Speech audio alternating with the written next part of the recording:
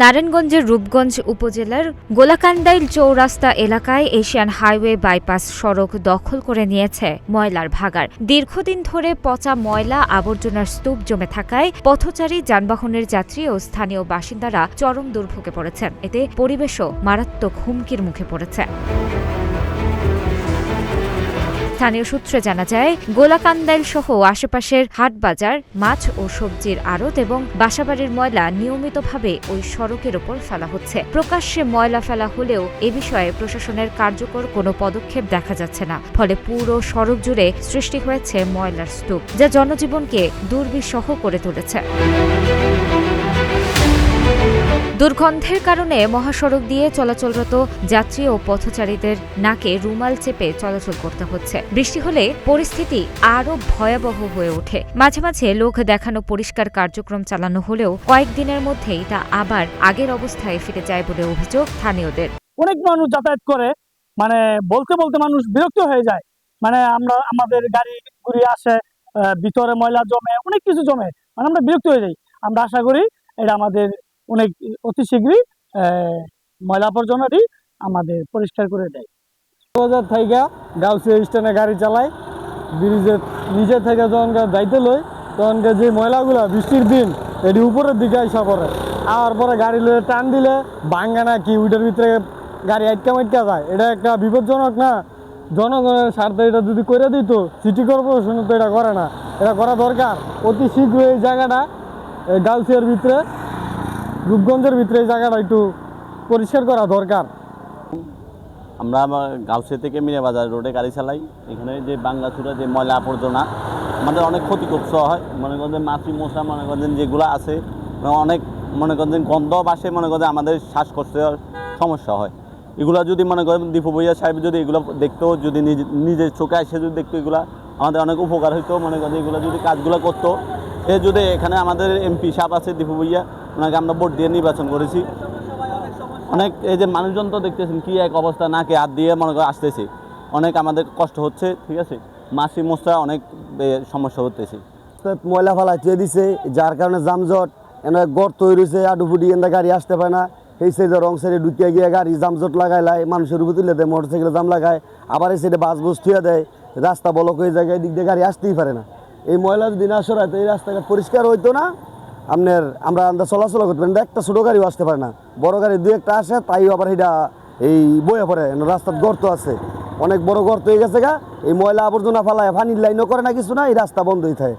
এদিকে যেখানে ময়লা ফেলা হচ্ছে ঠিক সেখানেই রয়েছে একটি ব্যস্ত বাস স্ট্যান্ড। এখান থেকে দেশের বিভিন্ন অঞ্চলে যাত্রী পরিবহন করা হয়, ফলে অপেক্ষমান যাত্রীরাই সবচেয়ে বেশি ভোগান্তির শিকার হচ্ছেন। স্থানীয় পরিবহন চালক, পথচারী ও বাসিন্দারা জানান, পচা দুর্গন্ধে অনেকেই বমি করে ফেলছেন, আবার কেউ কেউ অসুস্থ হয়ে পড়ছেন। এমনকি কয়েকজনকে হাসপাতালে ভর্তি করানোর ঘটনাও ঘটেছে। দীর্ঘদিন ধরে এই সমস্যা চললেও স্থায়ী সমাধানের কোনো উদ্যোগ না থাকায় ক্ষোভ প্রকাশ করছেন এলাকাবাসী। জনগণের যাতায়াতের যে একটা কষ্ট, দুর্গন্ধ, এটা আমি স্থানীয় সরকারের প্রতি অনুরোধ করব, এই জিনিসটা যেন উনি তদন্ত করে দেখে। এখানে কাঁচরা ফেলে পুরোটা রাস্তা ব্লক করে রাখে, রাস্তায় দুর্গন্ধ, জনসাধারণের খুব কষ্ট হচ্ছে। আমি সরকারের প্রতি আবারও অনুরোধ করব, উনি যেন এই গাউসিয়া ফ্লাইওভারের নিচে দিয়ে জায়গাটা দেখে। মানুষ এই রাস্তায় গাড়িগুলি চালায়, এই ময়লার সমস্যার কারণে আমরা অনেক অসুস্থ হয়ে যাই, খুব সমস্যা হয় আমাকে। এই যে কয়েকদিন পর পরে এই যে ডেকু দিয়ে সাফ করে ধুয়ে যায় ময়লা, এরপরে আবার দেখা গেছে আপনার এক সপ্তাহের মধ্যে আবার রাস্তা ভরে ফেলায়, অনেক মানুষের খুব কষ্ট হয়। প্রচুর পরিমাণে এই জায়গাটা আসলে খুব দুর্গন্ধ, অনেক দুর্গন্ধ এই জায়গাটা, এরকম অবস্থা, এই জায়গাটা আসার কোনো পরিস্থিতি নাই। এবার রাস্তা হলো ভাঙ্গা, পানি ঘাট জমা থাকে, রাস্তাঘাটে গাড়ি অনেক সময় উল্টে পড়ে যায়। কিছুদিন আগে গাড়ি ধাক্কায় উঠেছে এই জায়গায়, খুব পরিস্থিতি খারাপ এলাকার।